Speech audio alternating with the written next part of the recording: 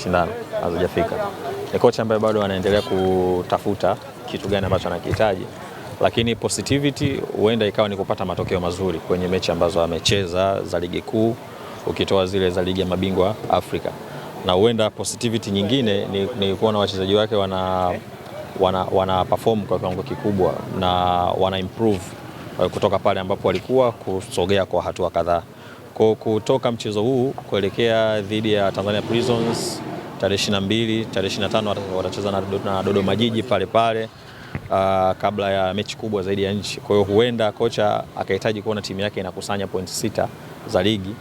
Wakati mwingine ushindi unarejesha confidence ndani ya timu, kwa sababu mechi ya tarehe 1 ni mechi ya hamasa. Yani inawezekana hata kocha uongozi wasipotumia nguvu kubwa, mchezaji mwenyewe anahamasika, yani kwamba ni mechi ambayo utataka kuonesha kitu gani ambacho uko nacho, kuliko kuwaza mechi ya mbali alafu unakwenda kudondosha points kwenye mechi ambazo unatakiwa uzipambanie hizo points kuendelea kukata gap ambalo lipo baina yenu. Kwa hiyo tumi nafikiri ni wakati sahihi wa Steve Barker kuona namna gani anaziendea hizo mechi mbili kabla ya hiyo ambayo umeniuliza.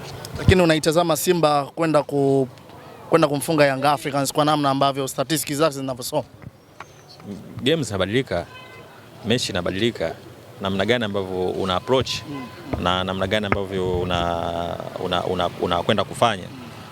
Kirecord tumeshuhudia Simba kapoteza michezo 7 ya hapa karibuni ya dabi, 6 ya karibuni, lakini ukienda kutazama kwenye michezo ile kuna performance ambayo kaionesha performance kubwa, ila matokeo hayakuwa upande wake. Pengine watajaribu kuona wana top kile kiwango ambacho walikionyesha pengine kwenye ngao ya jamii. Moja ya mechi bora sana ambayo Simba walicheza mpaka wanakuja kuruhusu bao. Ukirudi nyuma kuna mechi ambazo mashabiki na viongozi walilalamika namna gani waamuzi yalishindwa kuwa favor. Kwa unakuja unagundua kwamba kwenye hizi mechi 6 ambazo kapoteza, huenda kama kungekuwa na balance, huenda kusingetokea matokeo haya. Kwa hiyo kuelekea kwenye mchezo wa machi moja, kwa upande wangu confidence yao itaendelea kujengwa kama watashinda michezo hapa karibuni. Yes. Tuangalie Simba, lakini pia vile tuiangalie Simba ya dirisha dogo la usajili, kwa namna ambavyo imeitazama replacement za wachezaji mbalimbali. Pengine labda ukiangalia Simba hii ambayo inazidi kuimarika kila inapoitwa leo kwenye dirisha dogo la usajili, unaona kuna kitu ambacho kinakwenda ku affordable tofauti na hapo nyuma?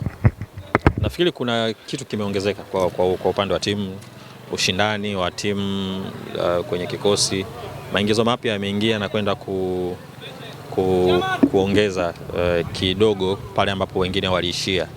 Tulikuwa tunaona kiwango ambacho kilikuwa cha kusuasua cha Joshua Mutale, kiwango cha kusuasua cha Kibu Dennis, kiwango cha kusuasua cha Steve Mukwala, lakini watazama wachezaji ambao wameingia, Libase Gay ameingia, Anise Ura, wachezaji wawili ambao wanatarajiwa kwenda kuongeza ushindani na kufanya timu kuwa na walau mashabiki wa Simba kuanza kutamba. Eneo la ushambuliaji pengine bado kocha anaendelea kujaribu hapa na pale. Kuna mwalimu ambaye kaanza kuonesha, kuna Jonathan na wachezaji wengine. Kwa hiyo kwa upande wangu nafikiri ni usajili ambao umekwenda kukidhi kile ambacho Simba walikihitaji kwa wakati huu kuelekea mwishoni mwa msimu. Vipi sasa kwa namna ambavyo timu zetu zilikuwa zikiwakilisha kwenye michuano ya kimataifa, no doubt zote zimeondolewa kwenye michuano hiyo, pengine shida unadhani pengine ilikuwa wapi haswa? Ni ubora wa timu pamoja na wapinzani ambao wamekutana nao, ama kuna changamoto nyingine ambazo zilizikumba timu zetu ambazo zilikuwa zikiwakilisha kwenye michuano ya kimataifa? Nafikiri failure kubwa ni viwango kutokuwa vile ambavyo wengi tulivitarajia kwa kiasi kikubwa. Azam na Singida kwa mara ya kwanza wameingia, ukizitazama timu zao uzoefu pengine unaweza ukawa hukumu. Ukija kwa Simba na Yanga hawakukuwa na kiwango kile ambacho wengi tulikitarajia kwenye baadhi ya michezo ambayo tulikuwa tunaamini wanaweza wakapata points 3, waliweza kutoa sare ama kufungwa. Michezo ambayo kwa nyakati tofauti walikuwa wakipata matokeo mazuri. Kwa kujaribu kutafuta namna gani wanaweza kustep up kutokea hapa ambapo tumejikwaa kama nchi kwa kupoteza timu 4 ambazo zilikuwa zikiwakilisha michuano hii kwenye michuano ya kimataifa. Nafahamu dhahiri shahiri utakuwa umefuatilia ligi kuu Tanzania bara kwa namna ambavyo mechi kadhaa zimecheza, garantia ya kutetea ubingwa Young Africans unaowaona kwa msimu huu wa mwaka 2025-26? Bado yuko na consistency ya kupata matokeo mazuri. Yanga hajapoteza mechi, ametoa sare moja tu dhidi ya Mbeya City. Lakini ukitazama namna ambavyo anacheza dhidi ya wapinzani ambao wanafuatana naye, bado utaendelea kumpa nafasi ya asilimia walau 55 kutetea kile ambacho yuko nacho. Wapinzani pengine kujaribu ku capitalize makosa ya Yanga kwa kushinda mechi zao, pengine kunaweza kuendelea kuweka pressure kwa Yanga, lakini kwa kiwango hiki ambacho bado kinaendelea kuonyeshwa, nawapa asilimia 55 kwa kutetea ubingwa wao. Shukrani sana. Asante sana.